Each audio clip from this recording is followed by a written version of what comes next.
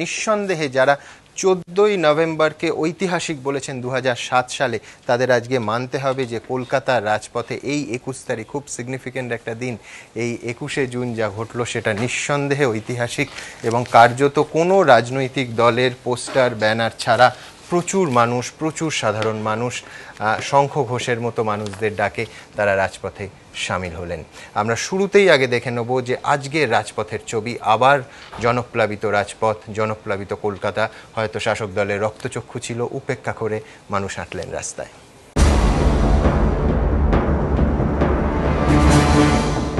স্বতঃস্ফূর্ত জনবিস্ফোরণ,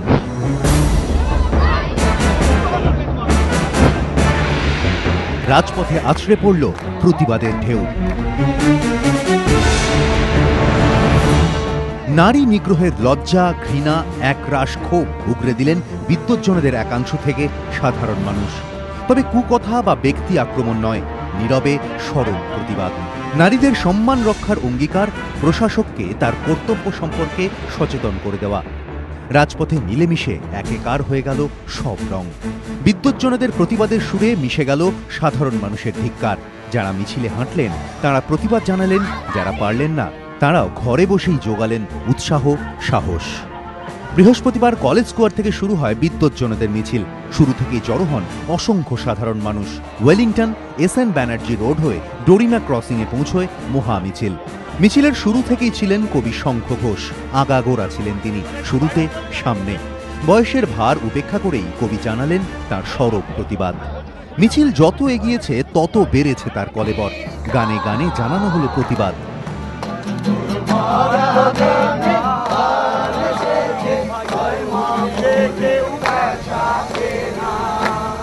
ভিড়ের চাপে মিছিলে যোগ দিতে না পারলেও ছিলেন সৌমিত্র চট্টোপাধ্যায়। পশ্চিমবঙ্গে নারী নিগ্রহ এমন জায়গায় পৌঁছেছে যে প্রায় সমস্ত দেশের মধ্যে পশ্চিমবঙ্গের স্থানীয় এখন এই ব্যাপারে সব থেকে উঁচুতে। এরা এমন একটা ভাব করছে যারা এই অত্যাচারটা করছে যে তাদের বলার কেউ নেই, তারা যা খুশি করতে পারে। প্রশাসন তাদের কিছু বলছে না, পুলিশ তাদের কিছু বলছে না, কোনো তাদের they are not being brought to book. এত মানুষ যদি এর পেছনে এসে জড়ো হন তখন প্রশাসনকে দুবার ভাবতে হয়, প্রশাসন কতদিন আর চুপ করে থাকে। অশক্ত শরীরে মিছিলে আসতে না পারলেও বাড়ি থেকেই শাসকের আচরণের বিরুদ্ধে ক্ষোভ উগরে দেন মৃণাল সেন। এই তো শুরু, এভাবেই চলবে। চারিদিকে সমাজের ভেতরে ক্লেদ যেভাবে জমছে, সর্বত্র ছড়িয়েছে, তারই সঙ্গে বর্তমান সরকারের যে অকথ্য গালিগালাজ,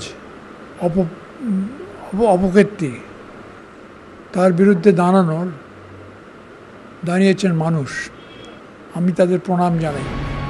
শঙ্খ ঘোষের সঙ্গেই মিছিলে পা মেলালেন প্রাক্তন অর্থমন্ত্রী অশোক মিত্র, সমী রাইচ, রুদ্রপ্রসাদ সেনগুপ্ত, সুমন মুখোপাধ্যায়, সব্যসাচী চক্রবর্তী, তরুণ মজুমদার, সমরেশ মজুমদার, বিপ্লব চট্টোপাধ্যায়, অশোক মুখোপাধ্যায়, চৈতি ঘোষাল, পরাণ বন্দ্যোপাধ্যায়, পাপিয়া অধিকারী, অম্বিকেশ মহাপাত্ররা। যারা বিরোধীতে থাকেন তারা তখন বিনম্র থাকেন এবং যখন ক্ষমতায় যান তখন তাদের ঔদ্ধত্যটা বেরিয়ে আসে, তাদের দাগ নখ বেরিয়ে আসে জনসমাজে। যেখানেই কোনো প্রতিবাদ হয় সেখানেই বর্তমান মুখ্যমন্ত্রী, বর্তমান প্রশাসন, সেখানে সংবাদপত্র হতে পারে, সেটা ব্যক্তি মানুষ হতে পারেন এবং সেখানে টেলিভিশন মিডিয়া হতে পারে, তাদের কণ্ঠরোধ করার চেষ্টা হচ্ছে। মানুষের মনে মনে নিশ্চয়ই অনেক প্রশ্ন আছে, অনেক ক্ষোভ আছে, সেগুলোই আজকে অন্যভাবে আত্মপ্রকাশ করলো। মমতা বন্দ্যোপাধ্যায়কে নিয়ে আমি কোনো কথাই বলতে চাই না, মানে কথা বলারও একটা উপযুক্ত লোক হওয়া দরকার। আমি মনে করি না যে উনি সে ডিজার্ভস এনি কমেন্ট। স্বতঃস্ফূর্তটাই প্রমাণ করছে যে মানুষ এই ঘটনাটাকে ঠিক চোখে দেখেননি এবং রাজনৈতিক দলের যে প্রতিক্রিয়া, মুখ্যমন্ত্রীর যে প্রতিক্রিয়া, সেটা ঠিকভাবে দেখেননি।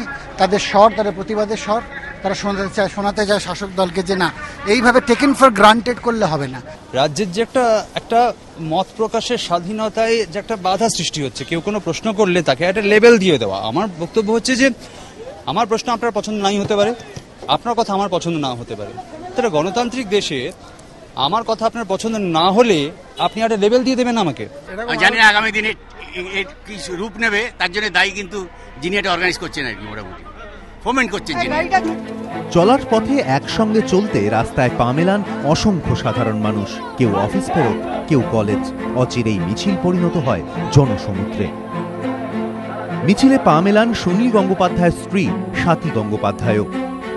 আমি শুধু ওই মেয়েটির সঙ্গে মানে সহমর্মিতা অনুভব করছি।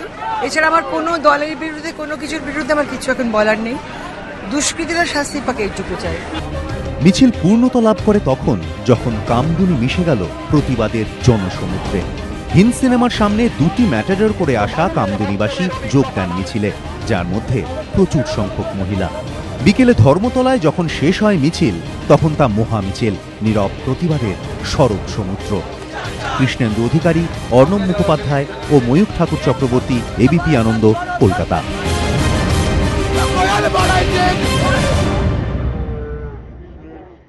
আমাদের সঙ্গে স্টুডিওতে আছেন তরুণ সান্যাল। আমি তরুণবাবু আপনাকে দিয়ে শুরু করব। এই যে জনসমুদ্র, খুব স্বাভাবিকভাবে দুটো প্রশ্ন উঠবে। একটা, নিঃসন্দেহে শাসকের রক্তচক্ষু উপেক্ষা করে এত মানুষ যে রাস্তায় নামলেন, এবং একটা জিনিস তো আপনি মানবেন যে সাধারণভাবে এই ধরনের জনসমাবেশ আমরা শুধুমাত্র একেবারে সুসংগত রাজনৈতিক দলেরই দেখে থাকি, যেমন শাসক দল, প্রধান বিরোধী দল। সাধারণ মানুষকে সংগঠিত করার কাজটা কে করলো? এই প্রশ্নের মধ্যে আমার দ্বিতীয় প্রশ্নটা, যেটা শাসক দলের নানা অংশ থেকে একটা বলার চেষ্টা করা হচ্ছে যে ওই সিপিএম কিংবা কংগ্রেস লোক জুগিয়েছে। এই ব্যাপারটা যদি একটু ব্যাখ্যা করেন, যে এই মিছিল সংগঠিত করা, এটা তো কবি শঙ্খ ঘোষ রাস্তায় নেমে করতে পারবেন, এটা কি করে হলো, কি করে এই ছবি দেখছি আমরা? আমার কথাগুলো একটু অন্যরকম তেতো মনে হতে পারে। 2007 সালে 14ই নভেম্বর তারিখে আমরা একটা মিছিল করেছিলাম, অর্থাৎ শিল্পী, সংস্কৃতি কর্মী, বুদ্ধিজীবী মঞ্চের থেকে মিছিল। এই মিছিলের চেয়ে কোনো ক্ষেত্রে ছোট ছিল না, অবশ্যই তুমি বলো, ছোট ছিল না। কিন্তু কোনো রাজনৈতিক দল তার পেছনে ছিল না, কোনো CPM, CPI, forward block, RSP, কোনো পার্টি ছিল না। একদম বুদ্ধিজীবীদের ডাকে সেই শোভাযাত্রা হয়েছিল। কিন্তু একটা জিনিস আমি আপনাকে বলি, সেটা হচ্ছে তখনও আপনাদের শুনতে হয়েছিল যে ওই তো তৃণমূল কংগ্রেস লোক দিয়েছে। আমি বলছি অভিযোগে, আমি কথাটা বলি আগে, কথাটা বলি যে স্পষ্টই কথাটা বলছি যে সেই সময় পশ্চিমবঙ্গে এমন অবস্থা ছিল না, কোনো তখনকার যে রাজনৈতিক চাপ দেশে ছিল, তৃণমূলের সাধ্য ছিল না তার কিছু লোকজনকে আমাদের সভাতে আনা। আমি বলছি এই কথা, সুজাতা তুমি ভালো জানো, কৌশিক তো জানেই, যে একদম দার্জিলিং থেকে কাঁথি পর্যন্ত, ওদিকে পুরুলিয়া থেকে মুর্শিদাবাদ পর্যন্ত আমি লক্ষ লক্ষ শত শত মানুষকে আসতে দেখেছি। আমি ওই মঞ্চের সভাপতি ছিলাম, ফলে আমার সমস্ত জিনিসটা মনে আছে। আমার গৌরবের শেষ নেই। তখন আমার আরেকটু মনে আছে, আজকে কামদুনির কথা বলা হচ্ছে, তো কামদুনি মনে করে, আমি তো মনে ঘৃণ্য ব্যাপারটা হচ্ছে। কিন্তু তার আগে আমি নন্দীগ্রামের কথা বলি। নন্দীগ্রামে যখন গুলি চললো, মেয়েরা ধর্ষিত হলো, শিশুরা খুন হলো, কত মানুষকে সমুদ্রে ভাসিয়ে দেওয়া হলো, তার ঠিক নেই। তখনও বলা হয়েছিল যে তখন যে যারা সরকারে ছিল, যে ওর পেছনে মাওবাদীরা আছে। আজকেও ঠিক এই কথা বলছে, মাওবাদীরা আছে। আমি বলছি এই শাসক সমাজের একটা বিকৃত ধারণা আছে। মানুষ যখন প্রতিবাদ করে তার পেছনে মাওবাদী তারা খোঁজ করে বেড়ায়। আর আমরা যখন আন্দোলন করেছি, কেউ বলেছেন যে ওদের পেছনে তৃণমূল আছে। না, তৃণমূল ছিল না, তৃণমূল ছিল না, ছিল না, ছিল না। এবং আজকেও যদি মিছিল করি, তৃণমূল থাকবে না, থাকবে না, থাকবে না। গতকাল আমরা কলেজ স্কোয়ারে একটা বড় মিটিং করেছিলাম, একেবারে, হ্যাঁ, আমি সভাপতি ছিলাম। সেখানে কৌশিক বলেছেন, সুজাত বলেছেন, আমাদের মনে আছে। এবং সেই সভাতে কোনো তৃণমূলের উদ্যোগ তার ভেতরে ছিল না। কিন্তু আমি বলছি ছোট্ট কথা, আমার নাম ছিল এই মিছিলটা আহ্বায়ক হিসেবে, 8 জনের নাম ছিল, তার ভিতরে আমার নাম। আমাকে জিজ্ঞেস করা হয়নি আমার নাম দেওয়ার জন্য। মানে ঘটনাটা ঘটলো, এপিডিআর এর নাম করে আমাকে একজন টেলিফোন করে বলল যে আপনি যদি, শঙ্খদা বলছেন যে আপনি যদি একজন আহ্বায়ক হন। আমি বললাম যে কামদুনির বিষয়ে অভাব হয়তো গৌরবের বিষয়, কিন্তু বিষয়টা হলো শেষ পর্যন্ত দেখা গেল আমার কাছে কেউ স্বাক্ষর নিতে আসেনি। পরশুদিন, গতকাল আমাদের মিটিং ছিল, তার আগের দিন সকালবেলায় একটা জেরক্স কাগজ নিয়ে এসে আমার কাছে সই করতে নিয়ে লেগেছিল। একটা আছে মহাশিলাদির একটা সই আছে, একটা শঙ্খ সই আছে, আমার সইটা করতে বলা হলো। আমি সইটা করে দিচ্ছি, কিন্তু আমি আশ্চর্য হলাম তোমরা কোনো সংগঠনই করতে পারো না। তো ছেলেটি আমাদের পেছনে তো বড় শক্তি আছে তরুণদা। আমি বুঝতে পারলাম বড় শক্তি, ওই যে বড় শক্তি। একটু আগে হাত পা নেড়ে নেড়ে যে বক্তাটি বললেন, আদতে কিন্তু ওরাই পেছনে ছিলেন। এবং পশ্চিমবঙ্গে এক মমতা পেছনে থাকতে পারেন, আর আরেকদিকে ওরা থাকতে পারেন।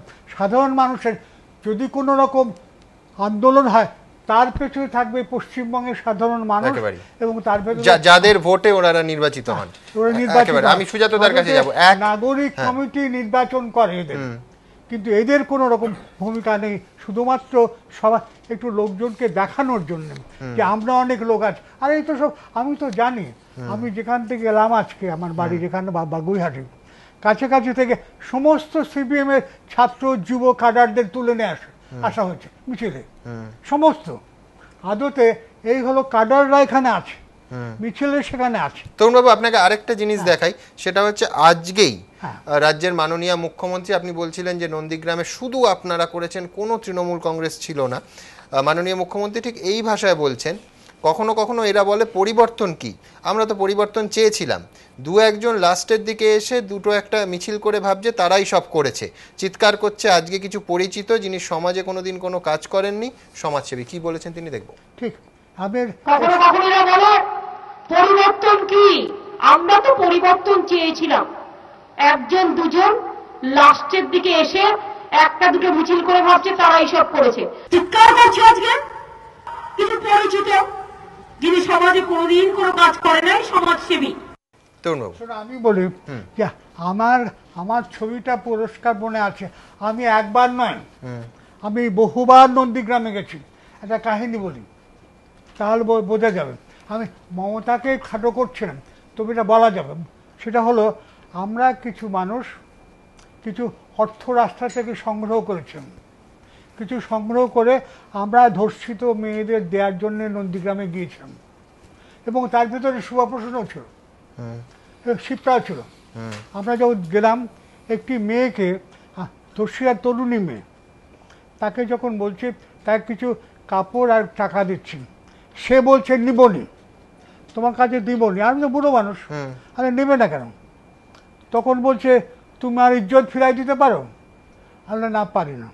আমরা দেখো, আজ তো আমরা অহিংস আন্দোলন করছি। তখন এই মেয়েটি বলছে, আমার এইখানে দাদু, এইখানে 42 আন্দোলন হয়েছে, এইখানে তিভাগা আন্দোলন হয়েছে। 42 আন্দোলনের সময় আমার ঠাকুমার উপরে পুলিশের নির্যাতন হয়েছিল। তখন গান্ধীজি বলেছিলেন যে, বাপু বলেছেন হাতে একটা ছুরি রাখবে, ছুরি রেখে প্রতিরোধ করবে। তুমি আমার জন্য কোনো হেতের এনেছ? আমি বললাম, না মা, আর দিদি আমি কোনো হেতের টেতের আনিনি। তখন বলছি যে, আমি তোমার হেতের যদি নিয়ে আসো তোমার কাছ থেকে নিতাম। যদিও সে নিয়েছিল, শেষ পর্যন্ত শুধু আমি বলতে চাই, এটা মমতা কিছু দেয়নি, আমরা কিছু ভিক্ষে করে নিয়ে দিয়েছেন। দু একজন চলচ্চিত্র অভিনেতাও তাদের দিয়েছেন, এবং তারপরে যে মুম্বাইও কিছু টাকা দিয়েছেন। সব কিছু মিলে আমরা সেখানে পৌঁছেছিলাম। শুধু যেটা বলতে চাইছি সেটা হলো এই, যে মমতা আজকে মনে করছে সেই সব করেছে। হ্যাঁ, রথভাবে আমি দেব, পদভাবে আমি, মূর্তিভাবে আমি, হাসেন জনগণ, অন্তর্যামী জনগণ। আমরা তরুণবাবুর কথা সূত্র ধরে আপনাদের দেখাবো যে রাস্তা এক, সেই রুটটাও এক, সেই কলেজ স্কোয়ার থেকে ধর্মতলা, আহ্বায়ক শঙ্খ ঘোষ। 14ই নভেম্বর 2007-এ যা হয়েছিল, যেন তার প্রায় একই রকম আরেকটা পুনরাবৃত্তি কি তাহলে দেখলো আমাদের কলকাতার রাজপথ।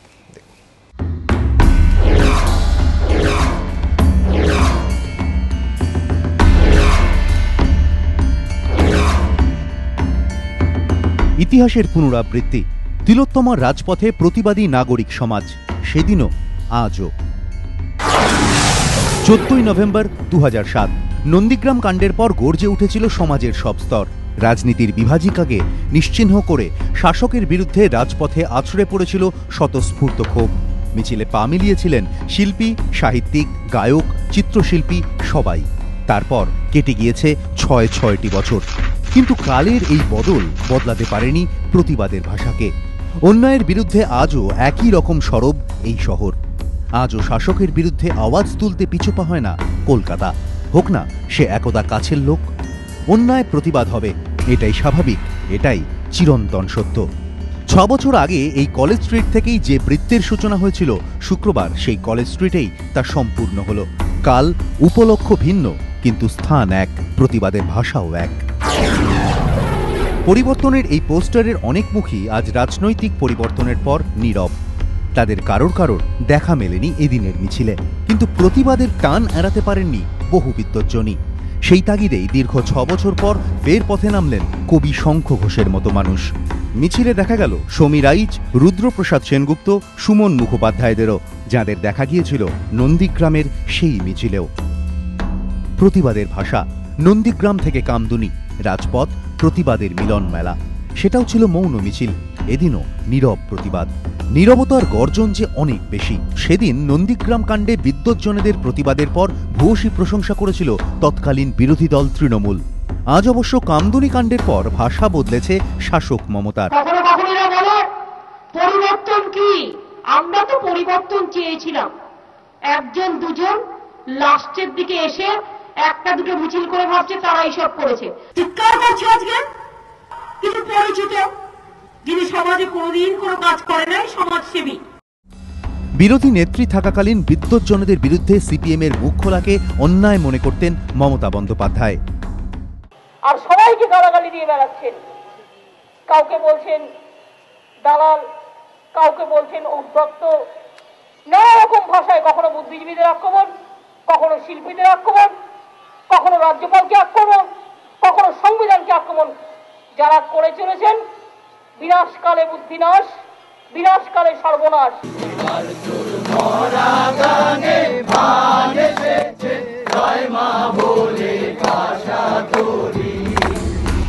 এখন অবশ্য বিদ্বজ্জনেরা প্রতিবাদে সরব হলেই তাঁরই দলের সর্বভারতীয় সাধারণ সম্পাদক মুকুল রায় বলেন, সিঙ্গুর নন্দীগ্রামের মতো রাষ্ট্রীয় সন্ত্রাসের বিরুদ্ধে এর আগে বিদ্বজ্জনেরা রাস্তায় নেমেছেন, কিন্তু গত 2 বছরে রাজ্যে কোনো রাষ্ট্রীয় সন্ত্রাস ঘটেনি। কামদুনির মতো যেসব দুঃখজনক ঘটনা ঘটেছে তার বিরুদ্ধে সঙ্গে সঙ্গে কড়া ব্যবস্থা নিয়েছে সরকার। এরপরেও পঞ্চায়েত ভোটের আগে রাস্তায় নামা কেন? প্রত্যেক মানুষের নিজস্ব রাজনৈতিক মতাদর্শ থাকে। আমার মনে হয় রাজনৈতিক কারণেই বিদ্বজ্জনেরা রাস্তায় নামছেন। প্রতিবাদের ভাষা দল চেনে না, রং বোঝে না, প্রবল পরাক্রমী শাসকের চোপে ভয় পায় না। যখনই মানুষের ওপর নেমে আসে অত্যাচার, শোষণ, তখনই গর্জে ওঠে প্রতিবাদীর কণ্ঠ। নন্দীগ্রাম কাণ্ডের পর ফের একবার কামদুনি নিয়ে সেই প্রতিবাদেরই গর্জন শুনল তিলোত্তমা। ইতিহাসের শহরের বুকে আরও একটি ঐতিহাসিক মিছিল। শাসকের অন্দরমহলের উদ্দেশ্যে বিনীত বার্তা, ভুল করো না, করলে প্রতিবাদ হবে। এবিপি আনন্দ। তোমাকে একটা জিনিস বলি, একটা মাঝখানে এই যে বললে কোনো রকম প্রতিবাদ হয়নি মাঝে, আরে বরুণ বিশ্বাসের মৃত্যুর পর বা খুন হওয়ার পর আমরা কলকাতাতে বিশাল মিছিল করেছি। অবশ্যই অবশ্যই সেই মিছিল আমরা দেখিয়েছি। আপনি ছিলেন, মিরাতুন নাহার ছিলেন। কৌশিক, তোমার কাছে আসবো। কৌশিক, এক হচ্ছে যে এত বড় মিছিল, অবধারিত যে সমালোচনা ওঠার প্রত্যাশিত ছিল, উঠছেও, সেটার সঙ্গে তুমি একমত কিনা যে এই মিছিলে লোক যুগলো শেষ পর্যন্ত সিপিএম এবং কংগ্রেস? এক। এবং 2 হচ্ছে যে তুমি তো আরেকটাও বলা হচ্ছে যে দেখুন এই হচ্ছেন আমাদের বিদ্বজ্জন, তাদের ভেতরেই মানে শতদা বিভক্ত, তাদের ভেতরে কোনো যারা ওখানে হেঁটেছেন এখানে হাঁটেননি, ওখানে হাঁটেননি বলে এখানে হেঁটেছেন, এই ধরনের বিভিন্ন গোষ্ঠীতে বিদ্বজ্জনেরা বিভক্ত, যার ফলে এটা নিয়ে সরকারের ভাবার কিছু হয়নি। এবং অবশ্যই আজকেই স্বয়ং মুখ্যমন্ত্রী যা বললেন যে তোমরা লাস্টের দিকে এসে 2-1টা মিছিল করে ভেবেছো যে সব করেছো। হ্যাঁ, মানে অনেকগুলো বিষয় আছে আজকের মিছিলটা, এবং সেটা খুব ঠান্ডা মাথায় একটু আমাদের বুঝে নেওয়া দরকার। এক হচ্ছে যে আমি একেবারেই মন থেকে বলছি, হৃদয় থেকে বিশ্বাস করি না যে শুধুমাত্র সিপিএম অথবা মানে সিপিএম মনোভাবাপন্ন লোকেরা আজকের মিছিলে গিয়েছিলেন, এটা আমি বিশ্বাস করি না। তার কারণটা হচ্ছে যে মমতা বন্দ্যোপাধ্যায় এবং তৃণমূল তারা মানুষের বিরক্তি জাগিয়ে তোলার পক্ষে যথেষ্ট, এবং কখনো সাংবাদিকদের রাস্তায় ধরে মারা, কখনো গ্রামের একেবারে নিঃসহায় মানে মানুষদেরকে গিয়ে খুব বিচ্ছিরিভাবে অ্যাকিউজ করা থেকে শুরু করে, তাদের গায়ে লেবেল দিয়ে দেওয়া শুরু করে, মাওয়িস্ট বলা থেকে শুরু করে, এমনকি পঞ্চায়েত নির্বাচনটাকে নিয়েও নির্বাচন কমিশনের সঙ্গে তাদের সম্পর্কটাকে এমন একটা স্তরে নিয়ে যাওয়া যেখানে গণতন্ত্রই প্রায় ধূলিসাৎ হতে বসেছে থেকে শুরু করে, মানে সুব্রত মুখার্জির কিছুদিন আগে কে শঙ্খ ঘোষ বলা, মনে করো, বিচার ব্যবস্থাকে ব্যঙ্গ করা থেকে শুরু করে রাজ্যপালকেও আক্রমণ করা, যতদিন না আবার রাজ্যপাল ওদের পক্ষে কথা বলেন ততদিন পর্যন্ত রাজ্যপালকেও প্রায় রেড কার্ড দেখিয়ে দিচ্ছে। এই সমস্ত কিছু মিলিয়ে খুব কম সময়ের মধ্যে মানুষের ভেতরে একটা বিরক্তি তৈরি হয়েছে, একটা অসন্তোষ তৈরি হয়েছে, তার একটা ছবি আমরা দেখতে পেলাম। এটা এক নম্বর। দ্বিতীয় হচ্ছে যে এমন, এবার হচ্ছে বিভাজনের কথা। বিভাজন যদি তুমি বলো, অবশ্যই মানে আমি সকলের দায়িত্ব নিচ্ছি না, কিন্তু আমার মতো অনেক মানুষই মনে করেছিলেন যে তাদেরও প্রতিবাদ করার আছে, তো এই মিছিলটায় যাব না। সেটা সম্পূর্ণতই আমার ব্যক্তিগত একটা অনুভবের জায়গা, আমার ব্যক্তিগত সিদ্ধান্ত। কিন্তু গতকালও কলেজ স্কোয়ারে যেখানে মাস্টারমশাই ছিলেন, যেখানে আমাদের সুনন্দ সান্যাল মহাশয় ছিলেন, অপর্ণা সেন ছিলেন, আমি ছিলাম, সেখানেও কিন্তু দেখতে হবে আমরা কি বলেছি। সেখানেও কিন্তু আমাদের আক্রমণের লক্ষ্যবস্তু ছিল তৃণমূল, আমাদের বর্তমান মুখ্যমন্ত্রী, এবং কামদুনিতে কেন্দ্র করে যা যা ঘটেছে, কামদুনির ওই দুটি মেয়েকে যেভাবে লেবেল দেওয়া হয়েছে, আমরা কি তার বিরুদ্ধে কোনোভাবে কথা বলেছি? না। আমাদের সমস্ত লক্ষ্যটাই কিন্তু ছিল এক, শুধু দুটো আলাদা আলাদা স্থানে ঘটেছে। আজকের যে জনসমুদ্র, সেই জনসমুদ্রের সঙ্গে আমার ব্যক্তিগতভাবে পা মেলাতে ইচ্ছে করেনি, কারণ আমার মনে হয়েছিল যে এই যে ধর্ষিতা মেয়েদের কথা বলা হচ্ছে, এইটাকে মানে আমার সব থেকে মানে আমার নিজের যেটা ব্যক্তিগতভাবে মনে হয় জানো সুবন, সেটা হচ্ছে যে জনগণ টনগণ অনেক পরে, আমাকে তো বাড়িতে গিয়ে আমার ছেলের ফেস করতে হবে, আমার ছেলে ক্লাস 10-এ পড়ে, ওর মুখোমুখি হতে হবে। যখন নন্দীগ্রামের ঘটনাটা ঘটেছিল, তখন তাপসী মালিক অথবা রাধারানী আড়ি এই নামগুলোকে একটা অংশ অস্বীকার করতে শুরু করেছিল নন্দীগ্রামের পর, এবং তারা তাপসী মালিককে নিয়ে একটা মানে নাটক বানিয়ে ফেলা যে তাপসী মালিক আসলে এভাবে মারা যায়নি, পরিবারের হাতে ধর্ষিতা হয়েছিল থেকে শুরু করে, মানে নন্দীগ্রামের ধর্ষণগুলো সব বাজে কথা, এইগুলো যারা প্রকাশ্যে বলেছেন, লিখেছেন, সেগুলো তো এখন ডকুমেন্টেড আছে। 2 বছরের মধ্যে কি করে ভুলে যাবো বলতো? সেই মানুষগুলোর সঙ্গে পা মেলাতে পারবো না। ঠিকই, সেই মানুষগুলোর সঙ্গে পা মেলাতে পারলে তাহলে কিন্তু আমাকে আজকের ঘটনাটাকেও, মানে এই যে কামদুনি ক্ষেত্রে বর্তমান মুখ্যমন্ত্রী যেটা বলছেন মমতা বন্দ্যোপাধ্যায়, তাহলে তো তার কথাটাকেও সাপোর্ট করতে হয়। মানে ঠিক যেরকম রং পাল্টে ফেললেও মাননীয় মুখ্যমন্ত্রী আমাদের, যে তিনি যে আগে বলতেন আগের গুলো ঘটেছে, এখনকার গুলো নয়, এইটা যদি আমাকে বিশ্বাস করতে হয়, তাহলে আগের ক্ষেত্রে যারা যারা এই কথাগুলো বলেছিলেন, তো তাদের সঙ্গে আমার হাঁটতে হয়। সেটা সম্ভব নয়। সেটা শঙ্খবাবুর মতো মানুষ, মৃণালবাবুর মতো মানুষ, সৌমিত্র চট্টোপাধ্যায়ের মতো মানুষ আছেন জেনেও আমি পারিনি যেতে।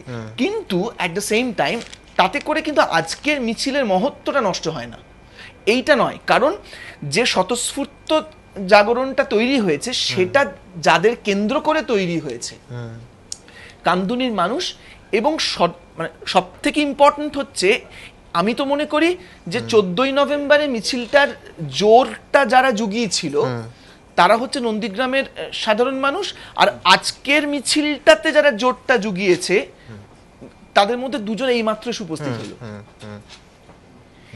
স্পিরিটটা এদের কাছ থেকে পাওয়া গেছে। এদের জন্যই গতকাল কলেজ স্কোয়ারে আমরা গেছি, এদের জন্যই আজকে মহামিছিল।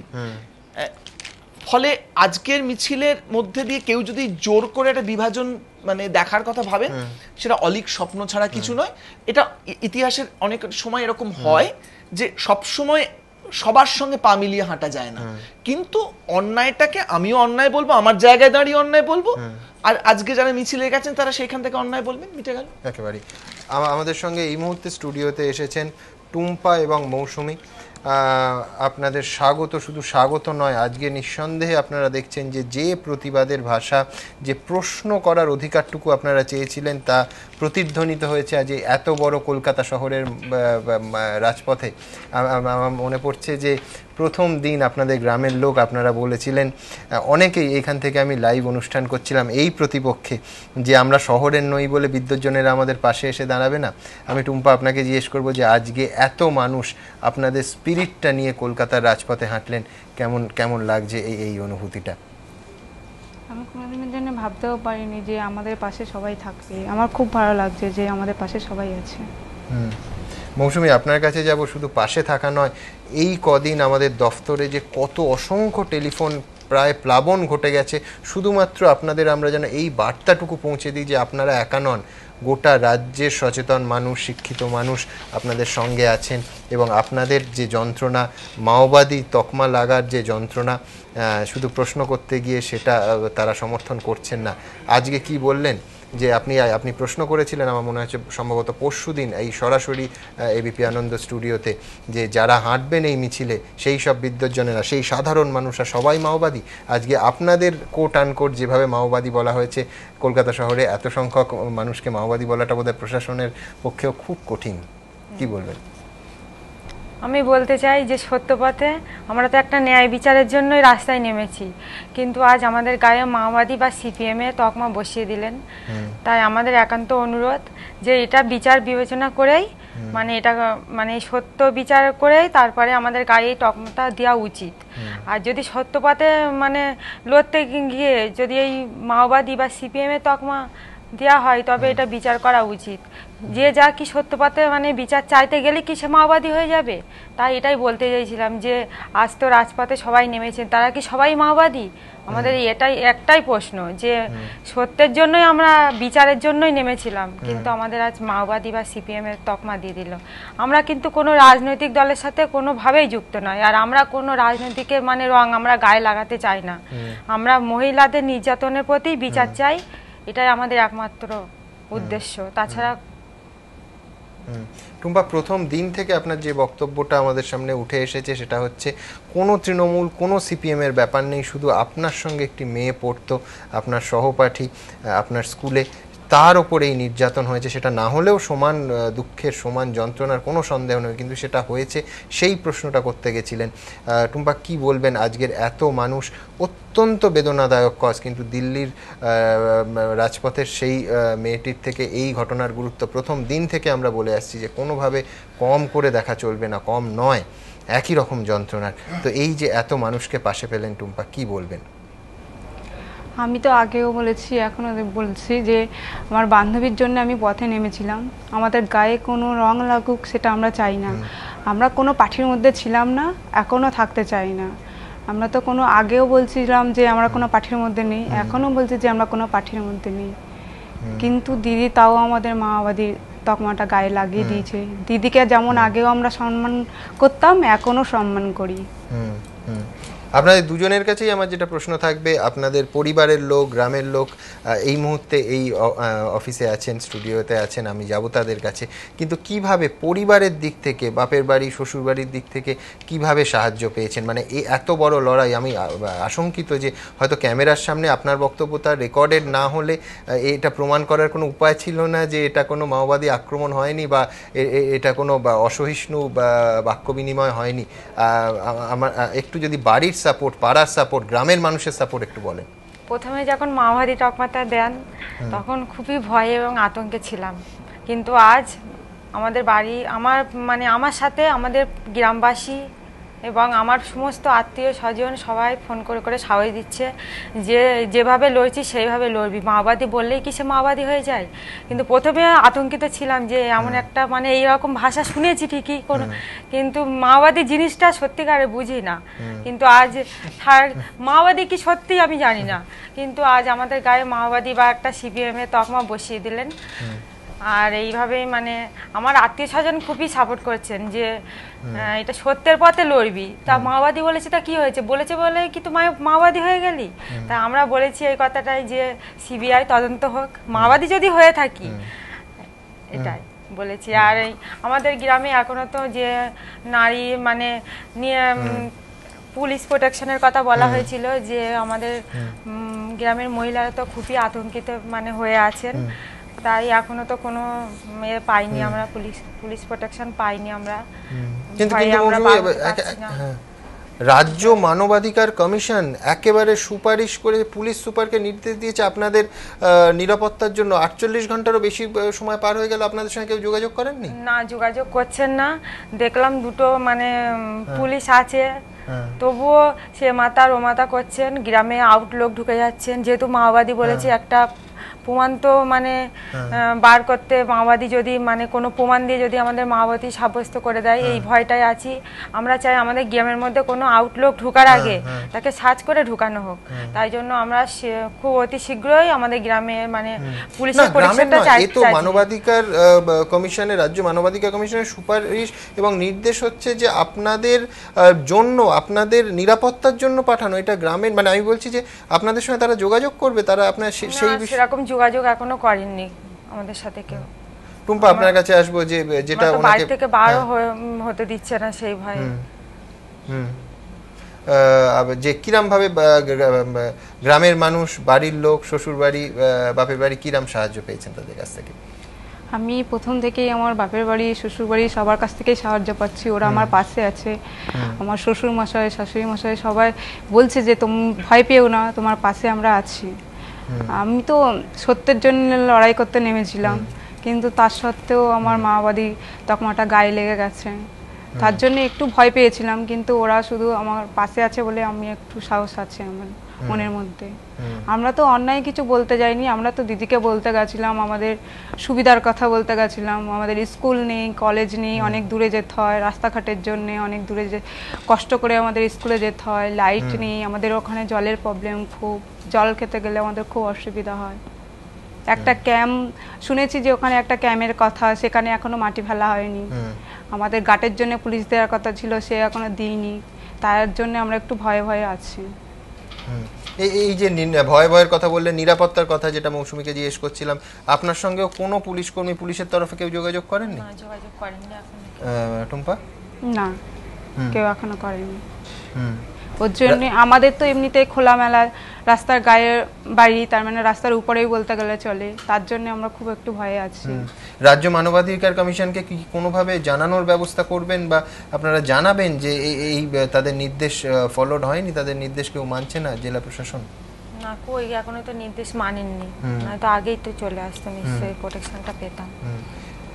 আমি টুম্পা এবং মৌসুমীর গ্রামের লোক, তার বাড়ির লোক, শ্বশুর বাড়ি, বাপের বাড়ির যারা আছেন তারা আমাদের সঙ্গে, আমরা সম্মানিত, আমাদের এই অনুষ্ঠানে এসেছেন। আমরা কথা বলবো তাদের সঙ্গে যে এই রকম একটা প্রায় রাষ্ট্রশক্তির সঙ্গে অসম লড়াই, সেখানে এই মানুষদের পাশে না পেলে সম্ভবত এই লড়াই কেউ লড়তে পারবেন না। আপনাদের সবাইকে নমস্কার, অভিবাদন। আজ সত্যি সত্যি গর্ব হচ্ছে যে আমি দেখছিলাম লাইভে যখন আপনারা দাঁড়িয়েছিলেন, প্রত্যেকে একটা কথা বলছিলেন যে বিদ্যুৎজনেরা কোথায়, আমরা শহরের মানুষ বলে নই বলে কি বিদ্যুৎজনেরা দাঁড়াবেন না? আজকে আপনাদের সবার কেমন লাগছে এই যে এত হাজার হাজার মানুষ, লক্ষ লক্ষ মানুষ কলকাতার রাজপথে নেমেছেন শুধুমাত্র বিদ্যুৎজনেদের ডাকে যে এই ঘটনাটার প্রতিবাদ করার জন্য? কিরম লাগছে? খুবই ভালো লাগছে। আমি মৌসুমীর স্বামী। আচ্ছা, হ্যাঁ, নমস্কার। নমস্কার।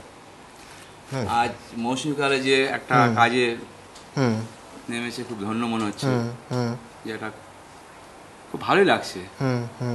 একটা কথা বলুন, সেটা হচ্ছে নিরাপত্তা তো একটা বড় ফ্যাক্টর, এবং একেবারে রাজ্য মানবাধিকার কমিশন স্পষ্ট ভাষায় জানিয়েছে যে মৌসুমী এবং টুম্পাকে নিরাপত্তা দেওয়ার কথা।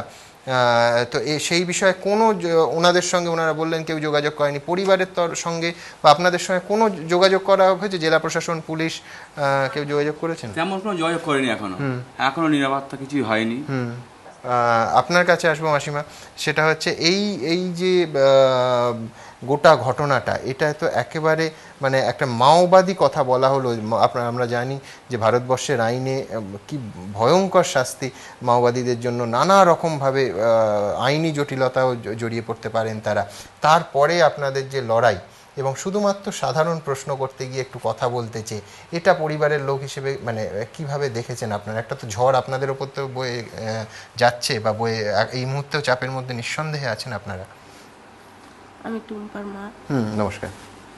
আমি আমার মেয়ে জাস্ট মাননীয় মুখ্যমন্ত্রীর কাছে একটা প্রশ্ন করেছিল যে গ্রামের সুস্থ সবল জীবনটা ভালো করার জন্যে, তার জন্যে যদি এরকম কথা শুনতে হয় আমরা তো ভয়ে খুব আতঙ্ক হয়ে আছি। মাওবাদী কথাটা তো আর ঝাঁতাই কথা না, মাওবাদীর নাম শুনলে আমরা ভয় পাই। গ্রামে বাস করি, মাওবাদী কি জিনিস আমরা জানি না, ওর জন্য আমরা ভয় পাই। হ্যাঁ, যে এই মাওবাদীর থেকে এই নামটা ঘোচাবার জন্য আজকের আমরা এখানে এসেছি। আশা করি আপনাদের কাছে এসেছি, আপনারা দয়া করে মাওবাদীর নামটা ঘোচাবার জন্য চেষ্টা করবেন। এতে আমার আর কিছু বলার নেই। আপনাকে একবার জিজ্ঞেস করি, উনি যখন বলছিলেন টুম্পা দেবীর মা, তখন আপনি ঘাড় নাড়ছিলেন যে এই যে ঝড় পরিবারের ওপর দিয়ে, গ্রামের ওপর দিয়ে, এই মুহূর্তে আপনারা কি চান? নিরাপত্তা চাই একটু, যে আমাদের উপরে কোনো ঝড় না আসে। আমাদের বাড়ির মানে কোনো ফ্যামিলি, অনেক ফ্যামিলি আছি আমরা, কারোর উপরে যেন কোনো ঝড় না আসে, এই নিরাপত্তা আমরা একটু চাই আর সুবিচার চাই। আপনাদের গ্রামের তো প্রচুর সমস্যা, আলো নেই, রাস্তার সমস্যা, সেইগুলো মেটানোর ক্ষেত্রে কোনো প্রতিশ্রুতি কি আপনারা পেয়েছেন? হ্যাঁ, দিদি আমাদের প্রতিশ্রুতি দিয়েছে, সবকিছু আমাদের সমস্যা মেটাবে বলেছে। হয়নি কিছু। যেখানটায় থানা হবে সেখানটায় দিদি বলেছিল যে এই জায়গাটা থানা হবে, কিন্তু সেখানে এখন মাটি টাটি পড়েনি, সেটা এখন শুরুও হয়নি।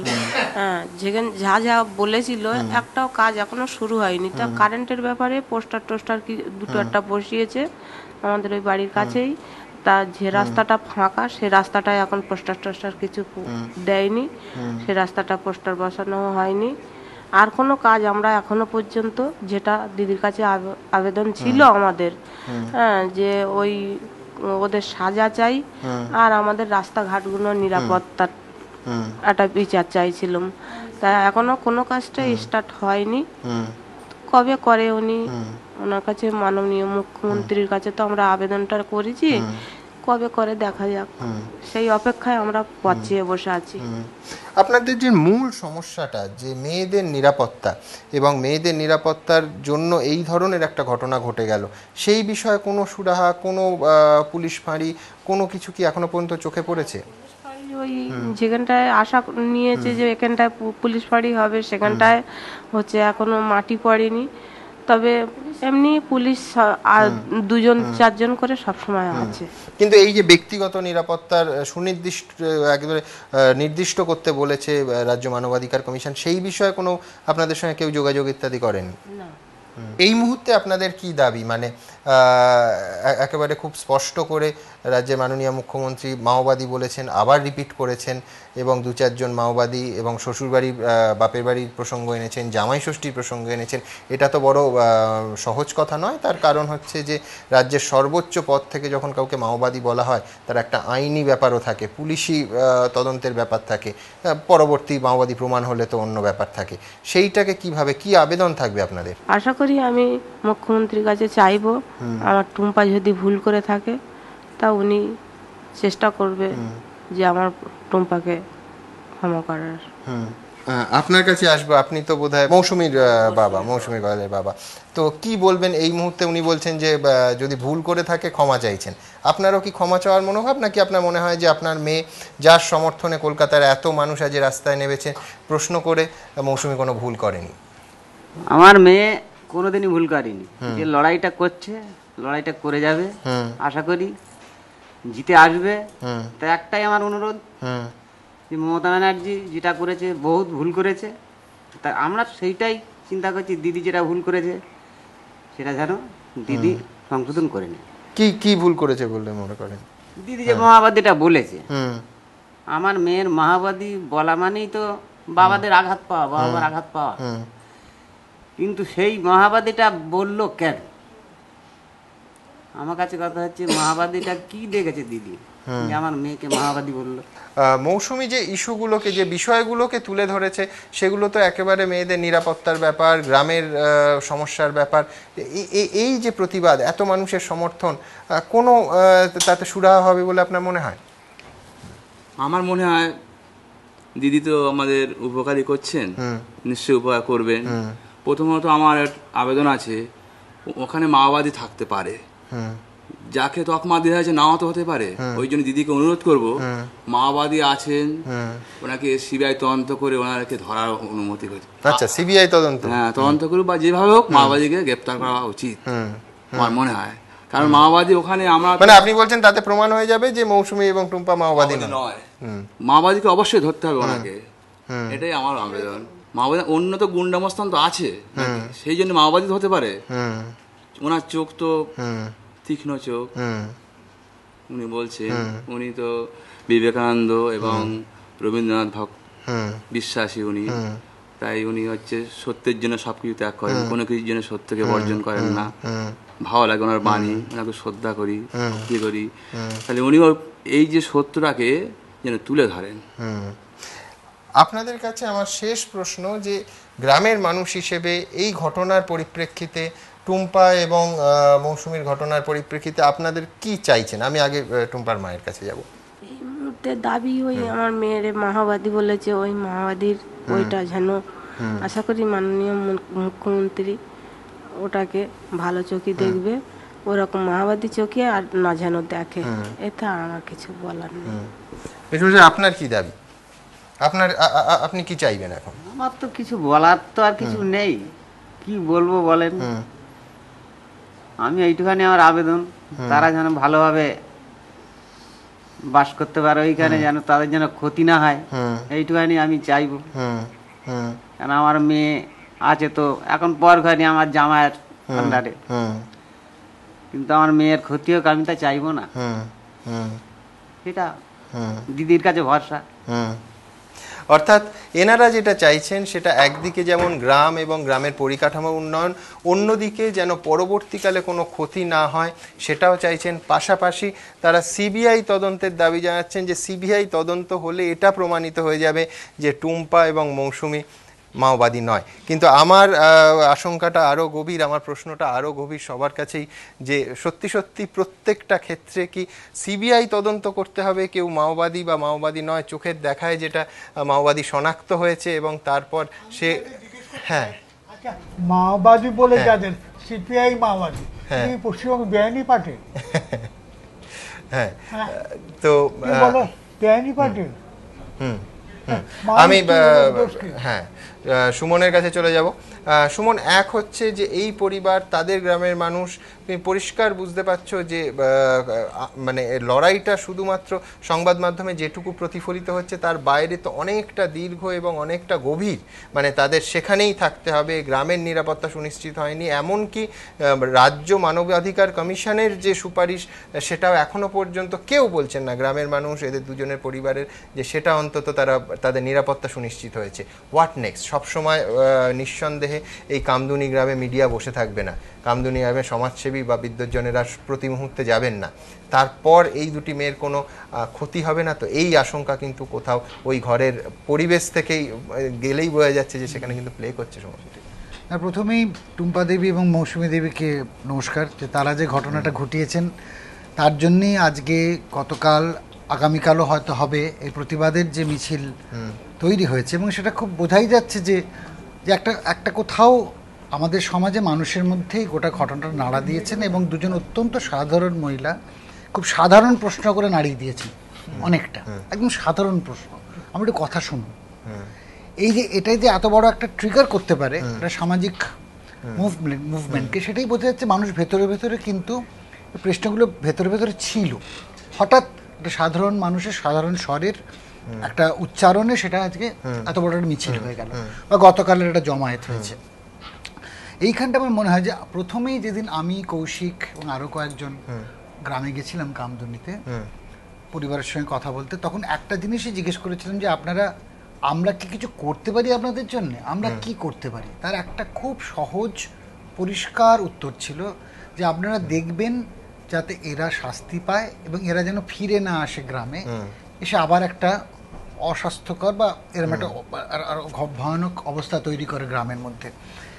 আজকের মিছিলে যতটা না আমরা শাসককে একদিক থেকে যেমন বলেছি যে আপনারা এরকম অবিবেচকের মতো কথা, প্রতিক্রিয়া, এগুলো বন্ধ করুন এবং সত্যি ঘটনাটার মূলে যান, সেটাকে একটা বিশেষ প্রেক্ষিতে দেখুন, দেখে সেটার ব্যবস্থা নিন। এবং আরেকটা দিক, সবচেয়ে বড় দিক হলো যেটা ওনারা এসেই প্রথমে বললেন যে আজকের মানুষের এই মিছিলটা দেখে তাদের মনে হয়েছে যে হ্যাঁ, লোক আছে পাশে। এটাই হচ্ছে সবচেয়ে বড়। আজকে আমার সরকারকে বার্তা দেবার তো অনেক মাধ্যম আছে, আমরা সারাক্ষণ টেলিভিশনের মাধ্যমে, মিডিয়ামের মাধ্যমে, অন্য মাধ্যমের মধ্যে এগুলো বলে চলেছি সরকারের বিরুদ্ধে আমাদের সমালোচনা, তাদের যা যেগুলোর বিরুদ্ধে সমালোচনাগুলো প্রয়োজন বলে মনে করছে, ভালো কথাকেও বলছি, ভালো কাজ।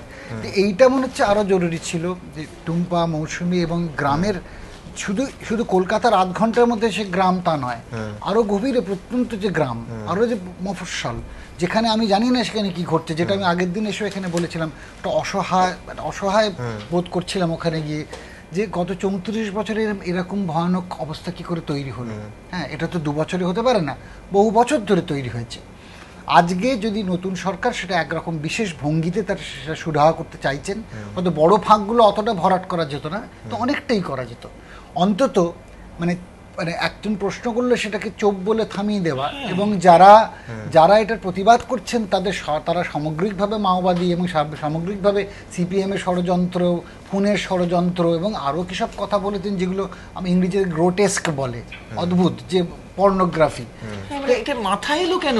সেটাই আমি কোনো অনুষঙ্গে খুঁজে পাচ্ছি না, এরকম একটা প্রতিক্রিয়া জানালেন। শুনুন, একটা জিনিস আমি তোমায় দেখাতে চাইবো, যে ছোট ঘটনা, সেটাও কিন্তু বলা হয়ে গেছে যে এত বড় রাজ্য, এটা একটা ছোট ঘটনা ঘটলে আমরা বড় বলে দেখাচ্ছি।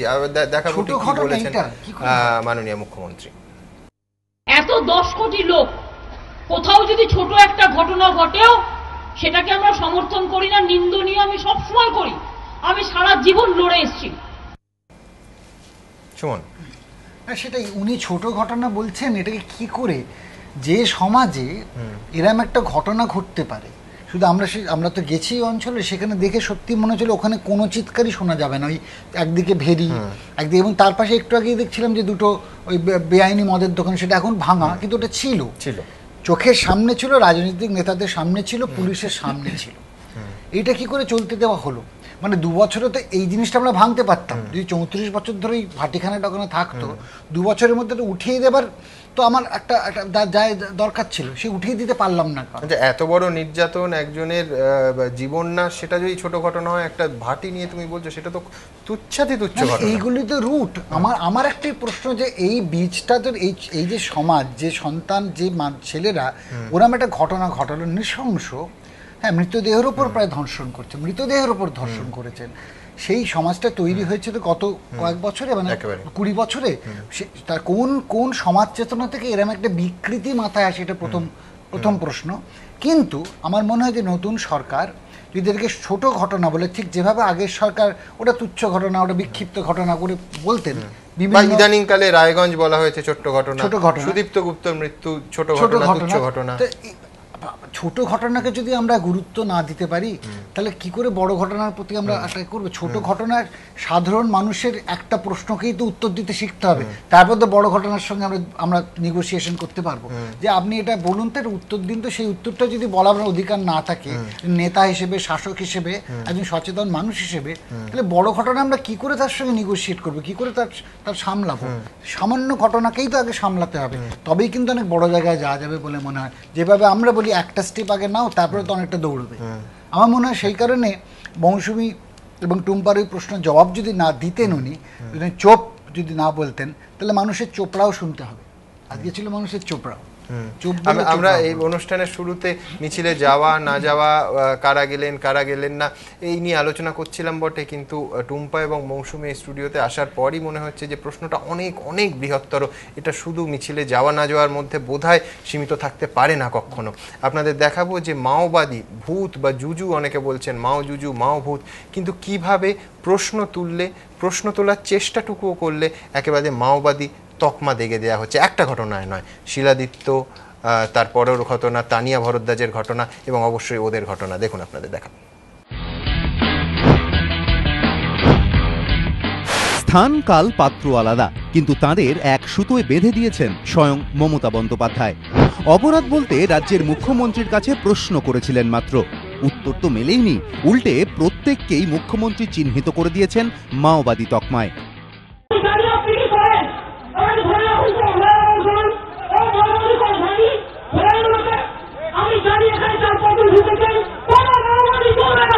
tell you, you are a CPM cadre. CPM and Maoist, they are working together. They are the Maoist cadre, I am telling you. 4-5টা CPM এর মহিলা, 2-একটা মাওবাদী সংগঠনের কেউ কিছু কথা বলছিল, কিন্তু ওদের সাজ গোজ পোশাক পরিচ্ছদ এসব দেখে আমি বুঝতে পারি।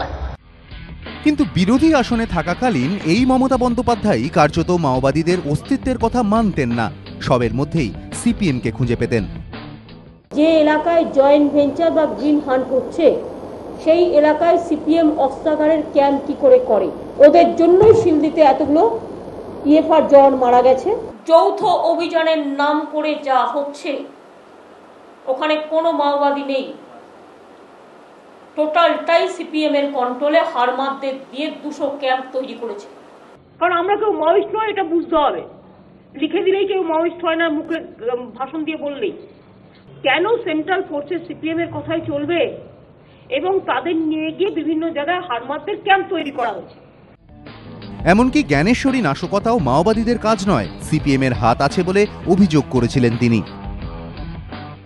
আমি মনে করি যে যেহেতু এটা ল এন্ড অর্ডার, সাবজেক্টটা ল এন্ড অর্ডার, এটা করানো হয়েছে, কারা করেছে, আমি মনে করি এটা সেন্ট্রাল হোম মিনিস্ট্রি ইনভেস্টিগেশন করে দেখুক যে সত্যি কারা এসব করেছে। আমার সাথে পলিটিক্যালি কারো ডিফারেন্স থাকলে পলিটিক্যালি লড়ুক, কিন্তু এত মানুষকে মেরে দিয়ে এটা রাজনীতিটা আমি ঘৃণা করি রাজনীতি। তাহলে কি অনেক কিছুর মতোই এটাও একটা পরিবর্তন? আগে মাওবাদীদের অস্তিত্ব কার্যত অস্বীকার করতেন যে মমতা বন্দ্যোপাধ্যায়, আজ মুখ্যমন্ত্রী হয়ে তিনি পদে পদে মাওবাদী খুঁজে পাচ্ছেন। প্রশ্ন রাজনৈতিক মহলে। এবিপি আনন্দ।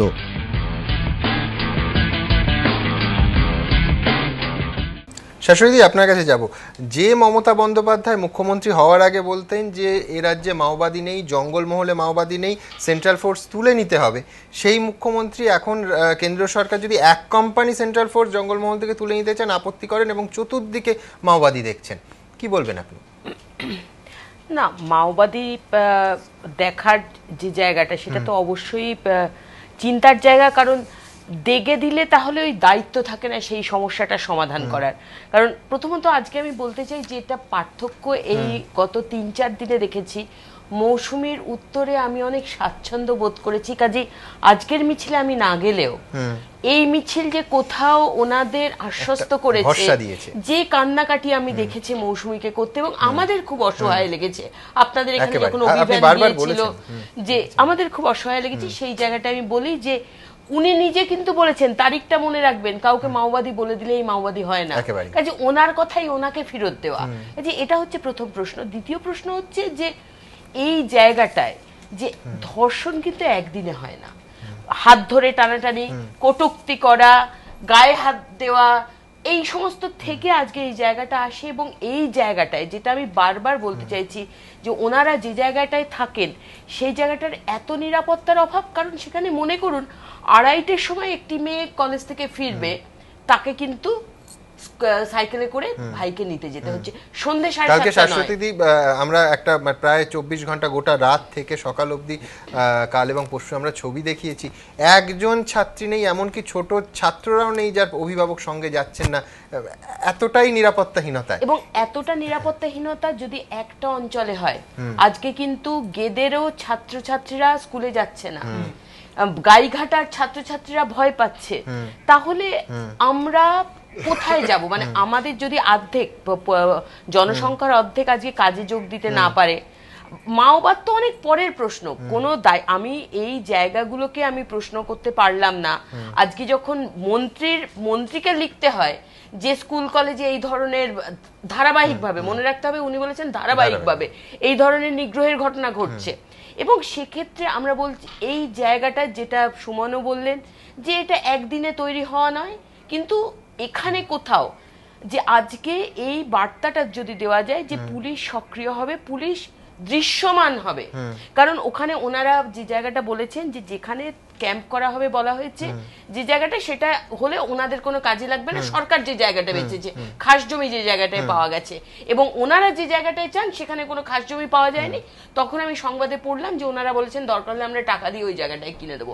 কাজে একটা জায়গাকে যদি আমি সেই রকম নিরাপদ না করতে পারি, ওখানকার অভিভাবকদের সঙ্গে আমাদের কথা হয়েছে, তারা বলছেন দিদি 4-5 পর তো আর 4-5 ক্লাসের পর তো আর মেয়েকে পড়াতে ভরসা পাবো না।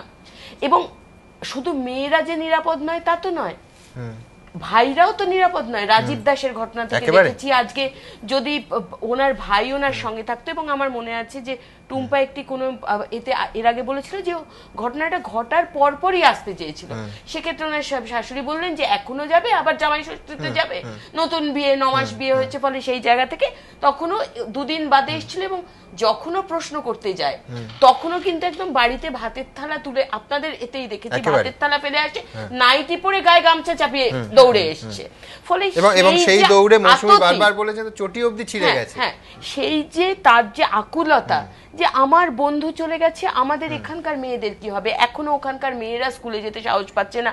কামদুনি মোড়ে নর্থ পয়েন্ট স্কুল আছে, ইংলিশ মিডিয়াম স্কুল, এখান থেকে কেউ দিয়ে আসা নিয়ে আসার ভয়ে কেউ পড়াতে সাহস পায় না। তাহলে আমরা সেখান থেকে কোথায় যাব? আমরা তো রাজ্য এর মধ্যে আমরা 6 নম্বরে উঠে এসছি বা নেমে এসছি আমি জানি না, শিশু বিবাহে, নাবালিকা বিবাহে।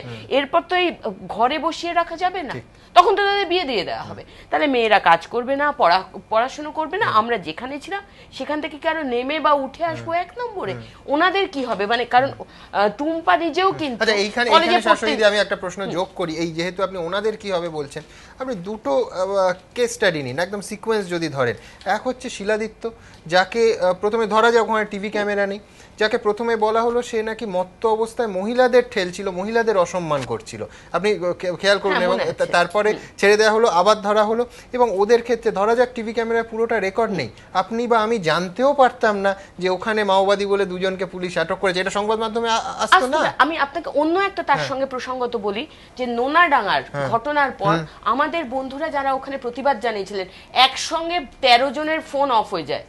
তারা বিভিন্ন থানায় খোঁজ দেন, তখন একটিমাত্র সংবাদপত্রে এই সংবাদটা করেছিল, তরুণদা জানবেন, যে 13 জনের ফোন একসঙ্গে অফ হয়ে যায়, এবং আমরা জানি সবার যোগাযোগ এই ফোনের মাধ্যমে থাকে, এবং তারা বিভিন্ন থানায়, তার মধ্যে বটতলা ইত্যাদি থানা ছিল, খোঁজ নিয়ে জানেন, তাদের বলা হয় যে সার্ভিস প্রোভাইডারকে বলা হয়েছে পুলিশের থেকে সার্ভিস বন্ধ করতে, কারণ তারা নাকি কোনো মহিলাকে অশ্লীল SMS পাঠিয়েছিলেন। কাজেই যে নাগরিক মানুষদের মধ্যে, প্রতিবাদী মানুষদের বিরুদ্ধে এইভাবে নারী নিগ্রহ আসল জায়গায় কাজ না করে সেটাকে একটা অস্ত্র হিসেবে ব্যবহার করা, এটাও কিন্তু খুব বিপজ্জনক। ফলে মাওবাদীদেরও যদি অস্ত্র হিসেবে ব্যবহার করা হয়, গোপালের গল্পের মতো যেদিন সত্যিকারের বাঘ পড়বে সেদিন কিন্তু কেউ বিশ্বাস করবে না। মানে এটাই হচ্ছে দুর্ভাগ্য, এবং মানুষ নিজের হাতে আইন তুলে নেবে, সেটা আরো দুশ্চিন্তা, সেটা ভয়ঙ্কর দুশ্চিন্তা। আমি সুজাতদার কাছে যাব, কিন্তু তার আগে দেখাবো যে মাননীয় মুখ্যমন্ত্রীর সিকিউরিটি নিয়ে নানা কথা হচ্ছে, তার কারণ কথাগুলো বলছেন তিনি স্বয়ং। তিনি বলছেন যে তার নিরাপত্তা সেদিন ভীষণভাবে বিঘ্নিত হয়েছিল।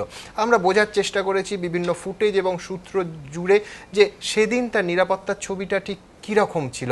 তার কারণ আমাদের সংশয়টা অন্য জায়গায়, যে সত্যিই যদি 2 ঘন্টা মাননীয় মুখ্যমন্ত্রী তার সিকিউরিটি থেকে বিযুক্ত থাকেন, তাহলে এখনো পর্যন্ত রাইটার্স বিল্ডিংয়ে যিনি ডিজি সিকিউরিটি বা অন্যান্য পুলিশ কর্তারা কেন এখনো তাদের শোকজ করা হলো না বা সাসপেন্ড করা হলো না, এই প্রশ্ন থেকে ক্লোজ করা হলো না, এই প্রশ্ন থেকে আমরা বোঝার চেষ্টা করি সেদিন ছবিটা আসলে ঠিক কি ছিল।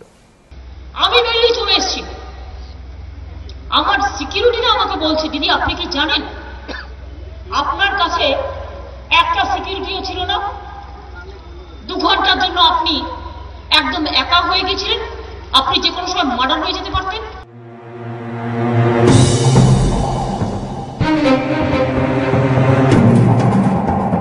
কামদুনি থেকে ফেরার পর এই চাঞ্চল্যকর অভিযোগ করেছেন মমতা বন্দ্যোপাধ্যায়।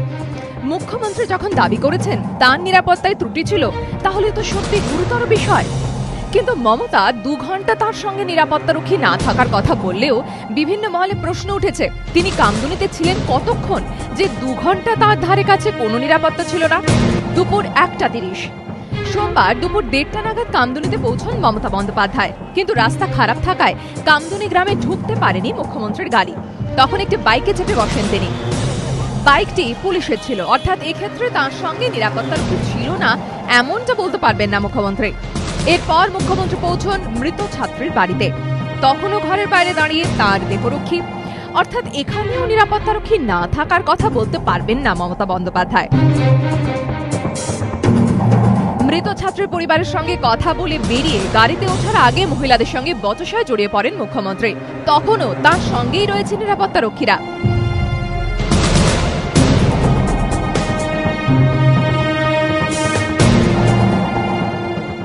এরপর কামদুনি গ্রামের বাইরে এসে সংবাদ মাধ্যমের সঙ্গে কথা বলেন মমতা বন্দ্যোপাধ্যায়। তারপর 2:15 নাগাদ কলকাতার উদ্দেশ্যে রওনা দেন তিনি। অর্থাৎ সাকুল্যে পৌনে 1 ঘন্টা মতো কামদুনিতে ছিলেন মুখ্যমন্ত্রী। তাহলে 2 ঘন্টা তাঁর সঙ্গে নিরাপত্তারক্ষী না থাকার তথ্য কোথা থেকে এলো তা নিয়েই প্রশ্ন তুলেছে বিরোধীরা। মুখ্যমন্ত্রীর অভিযোগ যদি সত্যি বলেও ধরে নেওয়া হয়, তাহলেও প্রশ্ন, Z+ ক্যাটাগরির নিরাপত্তা প্রাপকদের সঙ্গে যে রক্ষীরা থাকেন তাদের প্রশিক্ষণ কি এতটাই কমজোরি হয় যে কেউ তাদের আটকে দিতে পারেন, তাও আবার 2 ঘন্টা?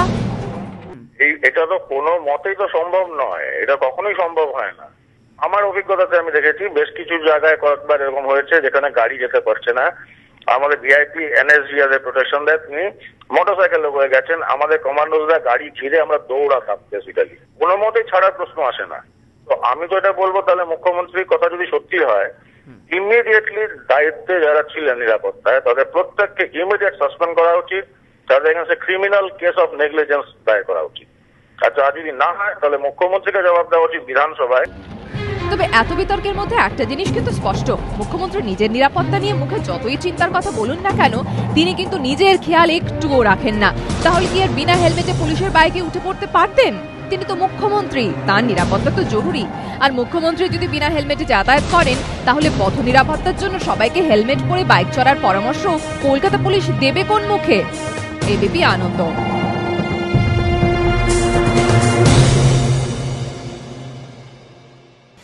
সুজাতা, আপনার কাছে আবার আজকের মিছিলে আমি ফিরব, যে এই পঞ্চায়েত ভোটের আগে তৃণমূলের সর্বোচ্চ শীর্ষ নেতৃত্ব মুকুল রায়, সর্বভারতীয় সভাপতি, তিনি পরিষ্কার বলে দিয়েছেন যে এই পঞ্চায়েত ভোটের আগে যে বিদ্যুৎজনেরা রাস্তায় নেমেছেন রাজনৈতিক উদ্দেশ্যে নেমেছেন।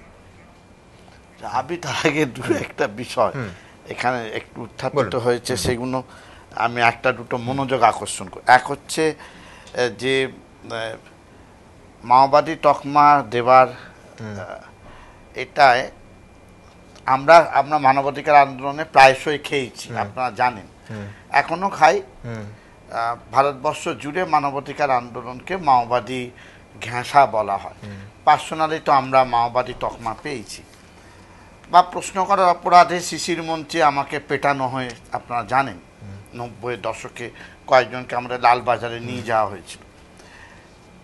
এনাদের মাওবাদী বলার সঙ্গে আপনার যেটা উল্লেখ করা উচিত, শিলাদিত্য কিন্তু অ্যারেস্ট হয়েছিল এবং শিলাদিত্যর মামলা এখনো চলছে। না, আমি এটাই বলছিলাম, অম্বিকেশ বাবু বলুন বা শিলাদিত্য বলুন, কারুর কেস উইথড্র হয়নি। মানে এই যে প্রতিদিন আমরা সংবাদ মাধ্যমে দেখিও কেসগুলো চলছে, এবং এই যে শিলাদিত্যকে জেল খাটতে হয়েছে। এবং সবচেয়ে অভূতপূর্ব হচ্ছে শিলাদিত্যর বিরুদ্ধে মামলাটা চলছে, চার্জশিট দেওয়া হয়েছে, ওকে নিয়মিত তার মানে ডেটে যেতে হবে, যদি প্রমাণিত হলো মানে জেল খাটতে হবে। এনাদের ক্ষেত্রে সেটা সম্ভাবনা নেই, যেহেতু এতখানি প্রতিবাদের জায়গাটা চলে গেছেন উনি, এবং সেটা বলবেন। দুই, আপনারা আমি মনে করাতে চাই যে 2011 সালের ইস্তেহার, যেটা আমরা পরিবর্তন চেয়েছিলাম, আমি তার জন্য স্যারের মতো কখনো বলতে রাজি নই অন্যায়, পরিবর্তনটা শীতাবস্থার ব্যাধি থেকে পরিবর্তনটা আমরা চেয়েছিলাম, মুক্তি চেয়েছিলাম। আবার দরকার হলে বদলে দেওয়া যাবে। জনতা পার্টি এসেছিল, জনতা পার্টিকে মানুষ সরিয়ে দিয়ে আবার সেই ইন্দিরা গান্ধীকে ফেরত এনেছিল, ওতে কিছু, ওটা কোনো বড় কথা না। আমরা প্রতিবাদ করছি কিনা এটা বড় কথা। তার থেকে যেটা হচ্ছে 2011টা আপনি যদি একবার ইস্তেহারটা দেখেন, মুখ্যমন্ত্রী লিখেছিলেন তখন একটা অপশাসনের মানদণ্ড দিয়েছিলেন। মেয়েরা কি কলেজ থেকে সন্ধ্যেবেলা ঠিক মতো বাড়িতে ফিরতে পারবে, বাবা মা স্কুলে কলেজে পাঠাচ্ছে, আতঙ্কে আছে। তার মানে এটা একটা মানদণ্ড যে তুমি একজন নারী পড়তে যাবে, একটা স্কুল ছেলে বা মেয়ে পড়তে যাচ্ছে, সে ঠিক মতো নিরাপদে ফিরবে কিনা, রাস্তায় খুন হয়ে যাবে কিনা। সুজাতা, ইস্তেহারে লেখা মানে ছোট ঘটনা নয়, নিশ্চয়ই বড় বিষয়গুলো ইস্তেহারে জায়গা পায়। তুমি তার পরিবর্তন চাইছো মানে তোমাকে এনশিওর করতে হবে যে ম্যাক্সিমাম পসিবল হিউম্যান সিকিউরিটি কি করে দেওয়া যায়। তুমি যদি যে ঘটনাগুলোকে পার্কস্ট্রিটের ঘটনাকে তুমি প্রথমে কি সংকেত দিলে, ছোট ঘটনা, সাজানো, মহিলার চরিত্র ভালো নয়, যেটা আমরা থ্রুআউট প্রতিবাদ করে এসেছি, যে চরিত্র খারাপ হলো কাকে রেপ করবার, কোনো মলেস্টেশন করবার অধিকার কাউ জন্মায় না। তিনি এইগুলো বলার সঙ্গে সঙ্গে সংকেত যাচ্ছে, চেয়ারে যিনি প্রধান তিনি যদি এটা বলা শুরু করেন, সংকেতটা যায় যে এখানে এখানে সিকিউরিটির অভাব আছে, সরকার এইভাবে নারী নিগ্রহ বা ভায়োলেন্সকে এত গুরুত্ব দিচ্ছেন না। সাথে সাথে একটা উৎসাহ ওর সঙ্গে সঙ্গে অর্থবহ হয়ে ওঠে, যেটা মারাত্মক। একটা চেষ্টা আছে, চেষ্টা হলো না, সকল ধর্ষককে ধরা যায় না, চেষ্টা চলে, তোমার এনশিওর করছো কি করে। এইটা মেজাজটা প্রথম দিকে। দুই, আমার বারবার মনে হচ্ছে তুমি অ্যাডমিনিস্ট্রেটর, এখন তোমার অ্যাঙ্গার, ইরিটেশন, ধরা যাক টুম্পার দেবীর প্রশ্নে ওনার বিরক্তি হয়েছে, আমি কথায় আমি তো ওনার মন জানি না, ওনার কথায় বিরক্তি এসছে, বা চারপাশের ঘটনাটা বিরক্তি বা চাপের মধ্যে। না সুজাতা, আমি এখানে একটু আপনাকে আমি শেষ করি। না সেটা হচ্ছে যে প্রশ্নটা টুম্পা করলো কোথায়? প্রশ্ন তো করার সুযোগ দিল না। আমি জানি না, মন্ত্রী বলে প্রশ্নটা করতে বারবার ফুটেজ আমরা দেখিয়েছি, প্রশ্নটা শুরুই করেন। আমি কথায় বলছি, ধরুন আমি থামিয়ে প্রশ্নটা করতে যাচ্ছিলেন। আমি বলছি আমি ইফ আচ্ছা, আমার একটা ইরিটেশন আছে, তুমি ভিজিটে যাও, তুমি একটা পদ্ধতি খুলে দিয়েছো যে ঘটনার পরপরে তুমি ঘটনাস্থলে যাওয়ার চেষ্টা করো, লোকের সাথে কথা বলো, তুমি এরা একটা ট্র্যাডিশনটা খুলে দিচ্ছিলে। এর আগে তুমি মুখ্যমন্ত্রী হওয়ার পর দরবার খুলে দিয়েছিলে, রোববার লোকে গিয়ে মিট করতো। এই তোমার যদি পজিশন ইরিটেশন থাকলেও আমার পয়েন্ট হচ্ছে পাবলিক অ্যাডমিনিস্ট্রেটর যখন তুমি হয়ে গেছো, তুমি মুখ্যমন্ত্রী সকলের এক, তোমার ব্যক্তিগত ইরিটেশন তুমি সেটা পাবলিকলি দেখাতে পারবে কিনা, না তোমাকে ম্যানেজমেন্ট শিখতেই হবে, ওই কৌশল তোমাকে রপ্ত করতেই হবে। আপনিও টিভি চ্যানেলে সঞ্চালক হয়ে এমন রাগ হলেও বলতে পারবেন না, আমিও বলতে পারবো না, তারপর তাকেও তেমন সেটা হতে হবে। দামিনীর প্রশ্নে প্রধানমন্ত্রী বিখ্যাত কি প্রধানমন্ত্রী সবেতেই নীরব থাকে, দামিনীতে খোঁচা খেয়ে সোনিয়া গান্ধীর বকুনি খেয়ে ওনাকে বলতে হলো, ওটা ওনার ত্রুটি। আর ইনি এত বলছেন যেটা আর একটা উল্টো ত্রুটি হয়ে যাচ্ছে বলে আমার মনে হচ্ছে। এবং এতে অ্যাডমিনিস্ট্রেটর হিসাবে ওনাকে নম্বর দেওয়ার ক্ষেত্রে এই মেজাজ হারানোতে খুব সমস্যা। দ্বিতীয় হচ্ছে এই তকমার রাজনীতি, ধরুন প্রশ্নটা যদি খুব জাস্টিফাইড হয়, তুমি কেন তকমা দেবে? যদি কেউ সিপিএমও করে, আমি ধরলাম কেউ সিপিএম করে, তুমি মুখ্যমন্ত্রী সকলের হয়ে গেছো, যদি সিপিএমও করে, সিপিএম কোনো জাস্টিফাইড প্রশ্ন করতে পারে না। দুই, মাওবাদী তকমা দেওয়ার একটা অন্য ডাইমেনশন আছে। মাওবাদীটা নিষিদ্ধ সংগঠন, চান বা না চান, ভারত রাষ্ট্রের সঙ্গে তার একটা যুদ্ধের অবস্থা চলছে। যে মুহূর্তে তকমা দেয়া মানে সেই মুহূর্তে পুলিশ তার এলাকায় তাকে ফোকাস করে দিলেন। তুমি সিপিএম বললে অতটা ফোকাস হয় না, কংগ্রেস বললে অতটা ফোকাস হয় না। যে মুহূর্তে মাওবাদী বলে দিচ্ছ, তোমাকে সাথে সাথে পুরো আলোটা তোমার উপর গিয়ে ফোকাস করে যাচ্ছে।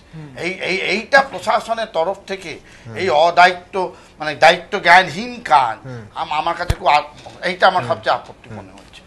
দ্বিতীয়, আমি কৌশিক সেনের সঙ্গে একটা জায়গায় যে কেন আমরা অনেক সময় মিছিলে এটা হাঁটা উচিত, ওনাদের সহযোগিতা যারা গেছেন মিছিলে তাদের নিয়ে আমাদের কোনো বক্তব্য নেই, কিন্তু এটা বুঝতে হবে সুমন, আমার মনে হয় যে সেই সময় নন্দীগ্রামে, সিঙ্গুরে যারা পার্টি ইন পাওয়ারে ছিল, তারা ধর্ষণটাকে রিপ্রেশনের ওয়েপন হিসেবে ব্যবহার করেছিল। 70 দশকে যখন প্রচুর মহিলাকে গায়ে সিগারেটের ছ্যাঁকা দেওয়া হয়েছিল, তার জন্য আজও কংগ্রেসকে মানুষ ক্ষমা করতে পারেন না। একটা দমন বলে একটা শব্দ লিখেছিলেন রঞ্জিত গুপ্ত সম্পর্কে জ্যোতির্ময় দত্ত কলকাতা 2000-এ, শঙ্কর ঘোষের অসাধারণ লেখা তার উত্তরে, যে দমনটার উপর। ফলে আজও কংগ্রেস ফিরে আসতে পারে না ওই দমনের ওই ভয়ঙ্কর রূপটা। না, কিন্তু এখানে আমি একটা শুধু যোগ করি আপনার সঙ্গে, এখনো দুজন বলার সুযোগ পাইনি, তাদের কাছে যাব। কিন্তু যেটা বলা হচ্ছে তৃণমূল কংগ্রেসের তরফে একেবারে শীর্ষস্থানীয় নেতারা এই স্টুডিওতেই শুভা প্রসন্ন বলে গেলেন যে তখন জাস্টিফাইড ছিল 2007-এ রাস্তায় নামাটা, কারণ সেটা রাষ্ট্রীয় সন্ত্রাস হয়েছিল।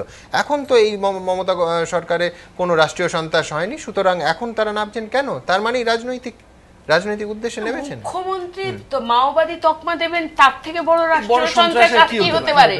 হ্যাঁ, পুলিশ করবেন, আমরা তো জানি রাষ্ট্রের যন্ত্রগুলো, কিন্তু মুখ্যমন্ত্রী যদি রাষ্ট্রের যন্ত্র না হন, তাহলে আর কি রাষ্ট্রের যন্ত্র? এবং আপনি সঙ্গে যুক্ত করছি, সেই সময় উনি মৌখিকভাবে হলো, আনুষ্ঠানিকভাবে হলো, লালগড়ের আন্দোলনকেও সমর্থন করেছে। লালগড় এখন ওনাদের ইতিহাসের বাইরে চলে গেছে। নেতাইটা মাঝে মাঝে বলা হয়, মাঝখানের যে লালগড়, যারা পুলিশি সন্ত্রাস বিরোধী সংগঠনটি করেছিল, যারা এতজন এখনো জেলে আছে, যেখানে লালগড়ে যৌথ বাহিনী ধর্ষণের একাধিক নারীর সংগঠন, মাসুমের মতো সংগঠনের রিপোর্ট আছে, ক্লাস 8-এর ছাত্র আছে, প্রধান শিক্ষকও আছেন, একই অভিযোগে। এবং এই 2011 ইশতেহারে কি লেখা আছে জানেন?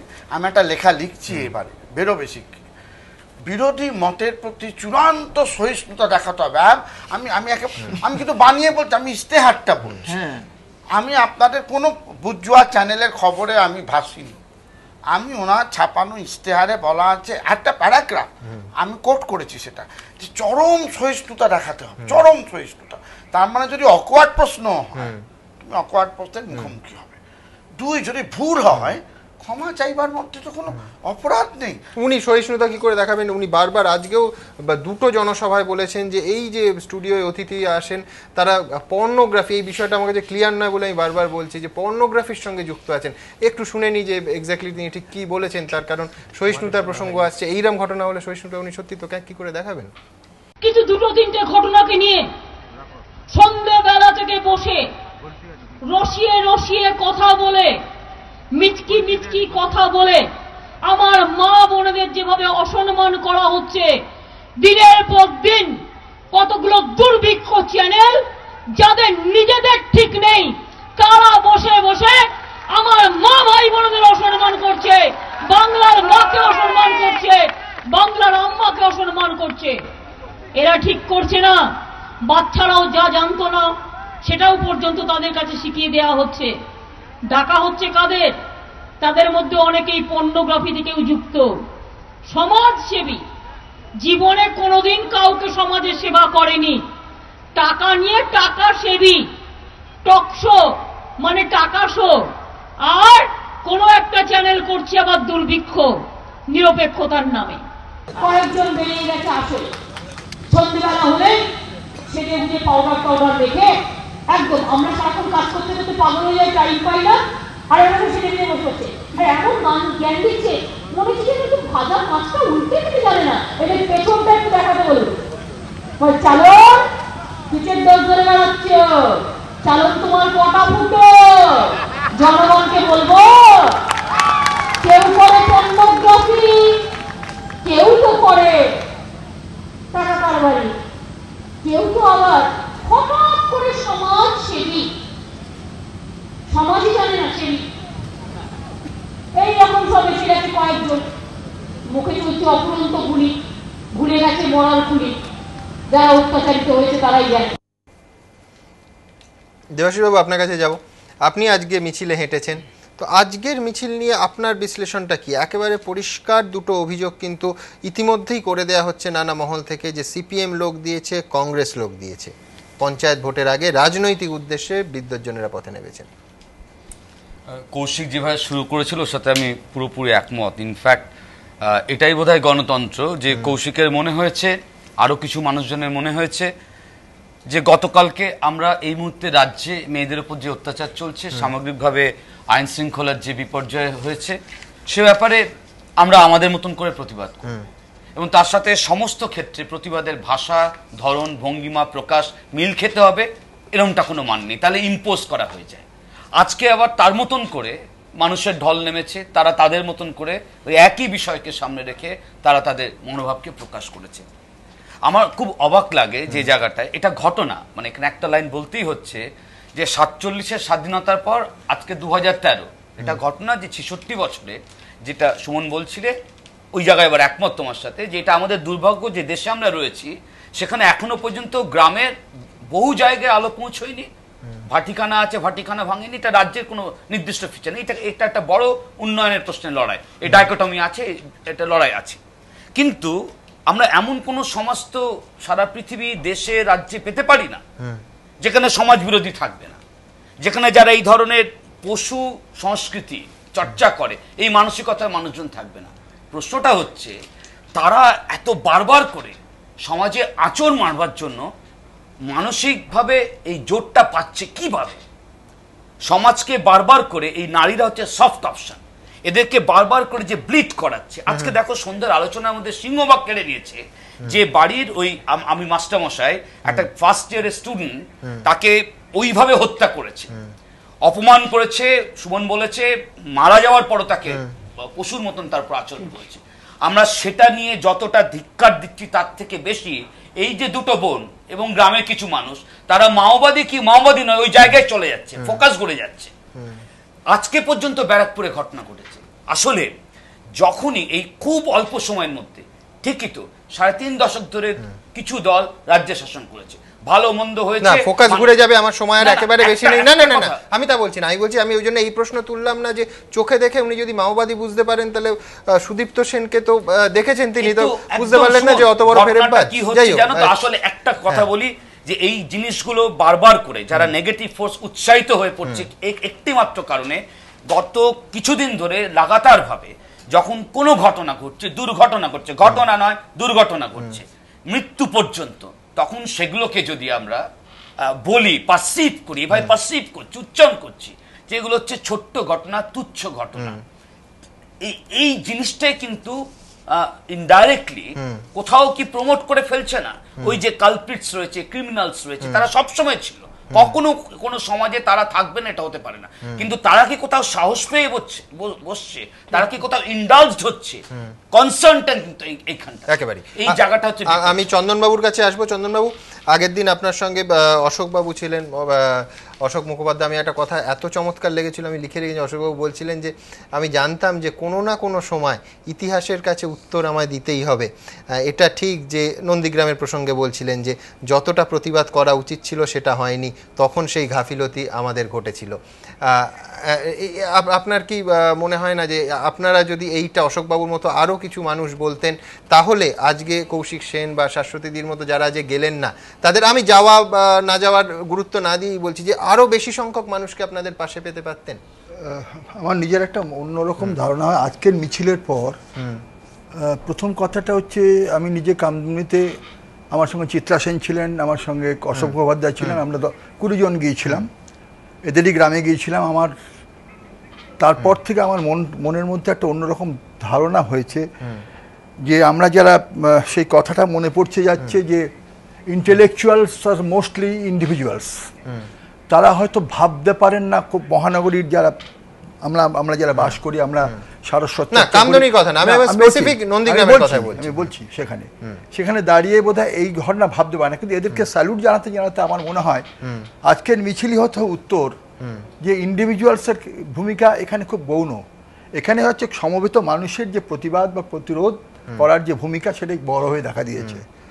আর 2 নম্বর হচ্ছে যে কালকের সমাবেশটা কৌশিক, আমি সেখানে গিয়েছিলাম, সেটাকে আপনি কি চোখে দেখেছেন? আমি খুব ভালো চোখে দেখেছি। যেমন আমি কৌশিকরা, সুমনরা যখন গিয়েছিল আমাদের পরের দিন, এবং তার সঙ্গে যখন আমাদের প্রিয় কবি সুবোধ সরকারও গিয়েছিল, আমার সেটা খুবই ভালো লেগেছিল। আমার মনে হয়েছিল এটা একটা খুব পজিটিভ জায়গায় যাচ্ছে। আমরা ভালো লাগতো যদি সবাই মিলে আসতে পারতেন মিছিলে, আমার ভালো লাগতো। আমি না, আমার প্রশ্নটা ছিল যে নেতাই নন্দীগ্রামে ততটা সরব না হওয়ার জন্য আপনারা কি যেভাবে অশোকবাবু বলছেন, থেকেও বড় কথা বিরোধিতা মালিককে নিয়ে মানসী মালিক বলে সিডি বার করা হয়েছে এবং অকথ্যভাবে যেভাবে প্রচার করা হয়েছে, তাদের নিন্দা না করা হলে বিশ্বাসযোগ্য না, সেটা অত্যন্ত নিন্দনীয়। যারা করেছিলেন তাদের নিন্দা আমরা করেছিলাম। আপনি হয়তো খবর রাখেন না যে যারা প্রতিবাদ করেছিলেন 16 জনের মধ্যে আমি ছিলাম, এবং কৌশিকের সৌজন্যে আমরা একটি জায়গা পেয়েছিলাম, সেখানে আমরা প্রতিবাদীরা মিট করতাম। আমি হয়তো অলিখিতভাবে তাদের কনভেনারও ছিলাম। প্রতিবাদ পত্রগুলো আমি নিয়ে গিয়েছিলাম, রমপ্রসাদ বণিক থেকে। আমি মনে করছি সুমন, এই ক্ষেত্রে পরিষ্কার যে আমার মনে হয় যে ইতিহাসের কোনো একটা সন্ধিক্ষণে দাঁড়িয়ে আমরা যারা এই ইন্ডিভিজুয়ালি ভাবছি, এই সময় দাঁড়িয়ে, এরকম একটা রক্তাক্ত সময় দাঁড়িয়ে, যেখানে শাসকের কতগুলো কথা নিয়ে আমরা হাসাহাসিও করছি, কিন্তু ভয়ঙ্কর একটা আধা ফ্যাসিবাদ এগিয়ে আসছে আমাদের দিকে, সেখানে আমাদের মনে হয় ওই ব্যারিকেডের কথাটাই মনে পড়ছে যে একটা সময় আসবে ব্যারিকেড তোলার প্রয়োজন আছে কিনা। আমি কৌশিক, আমার একেবারে সময় শেষ, কৌশিক তোমার কাছে জানতে চাইবো, আজকে সমীরাই যে একটা বলছেন যে অতীতে যদি কেউ ভুল করে থাকে তারা এখন ভুল শুধরে নিতে পারবে না, এমনটা আমরা মনে করি না। নিশ্চয়ই, আমি একদম মনে করি। আমি শুধু শেষ করবো একটা অন্য কথা দিয়ে, যে কনফেডারেশন কাপের সেমিফাইনালে ব্রাজিল ইটালি পৌঁছে গেল। নেইমারের আজকের কথাটা যদি শুনেছো, যে ব্রাজিলে তো একটা প্রচন্ড প্রতিরোধ হচ্ছে যে কেন, যে দেশে এত রকমের সমস্যা, সেই দেশে কেন এরকম ভাবে আড়ম্বরের সঙ্গে ফুটবল হবে। নেইমার বলেছে যে আমি ব্রাজিলের জার্সিটা গায়ে যখন নামি আমার দারুণ লাগে, কিন্তু অ্যাট দ্য সেম টাইম আমি বিশ্বাস করে আমি এমন একটা ব্রাজিলকে চাই যে ব্রাজিলে নিরাপত্তা থাকবে, যে ব্রাজিলে খাদ্য থাকবে, অর্থাৎ আমার বিরোধিতা নেই। আমি দেশকে ভালোবাসি, আমি আমার রাজ্যকে ভালোবাসি। এই যে মুখ্যমন্ত্রী, এই মুখ্যমন্ত্রী আমারও মুখ্যমন্ত্রী, কিন্তু ওরা এখনো দিদি বলছে, এখনো দিদি বলছে এবং সম্পূর্ণ ভরসা রাখছে, ভরসা রাখছে। এখন সেইখানটাই কথা, ওর মা কিন্তু এখনো বলছে ক্ষমা করে দিন, এখনো রেসপেক্ট করছে। এই রেসপেক্টটা, এইটাকে কিন্তু মমতা বন্দ্যোপাধ্যায় অনেক সময় বলেন না আমাদের হুমকি দিয়ে, এটাকে দুর্বলতা ভাববেন না। আমি ওনাকে বলছি, সমস্ত শিল্পীদের ফ্রেটার্নিটির পক্ষ থেকে বলছে, আপনিও কিন্তু আমাদের দুর্বলতা ভাববেন না। আমরা মনে করি আপনি আমাদের চিফ মিনিস্টার, আমরা মনে করি you are a respected person, আপনার একটা ইতিহাস আছে, মানুষের কাছে ছুটে যাওয়ার ইতিহাস আছে, কিন্তু এটাকেও আপনি আমাদের এই রেসপেক্টটাকে দুর্বলতা ভাববেন না। একেবারে। আপনাদের সবাইকে অনেক ধন্যবাদ। আজকে কলকাতার রাজপথ আর একটা জনসমুদ্র, জনস্রোত দেখেছি, কিন্তু তার থেকেও যেটা বড় কথা, একটা অন্যায়ের প্রতিবাদে, একাধিক অন্যায়ের প্রতিবাদে, অন্যায়ের প্রতিক্রিয়ার প্রতিবাদে আর যে মানুষগুলো পথে নামলেন, যারা আজ নেমেছেন, গতকাল নেমেছেন, বা হয়তো আগামী ভবিষ্যতে নামবেন, আলাদা আলাদাভাবে বা একসঙ্গে, প্রত্যেকে যেন সতর্ক থাকেন অন্যায়ের প্রতিবাদ করতে। সংবাদ মাধ্যম যেরাম তার ভূমিকা পালন করবে, প্রত্যেকে তাদের সামাজিক দায়িত্ব এবং ভূমিকা যেন পালন করেন এবং বাংলা সজাগ, সতর্ক এবং নিরাপদ থাকে। এই প্রার্থনা নিয়ে আজকের অনুষ্ঠান শেষ করলাম।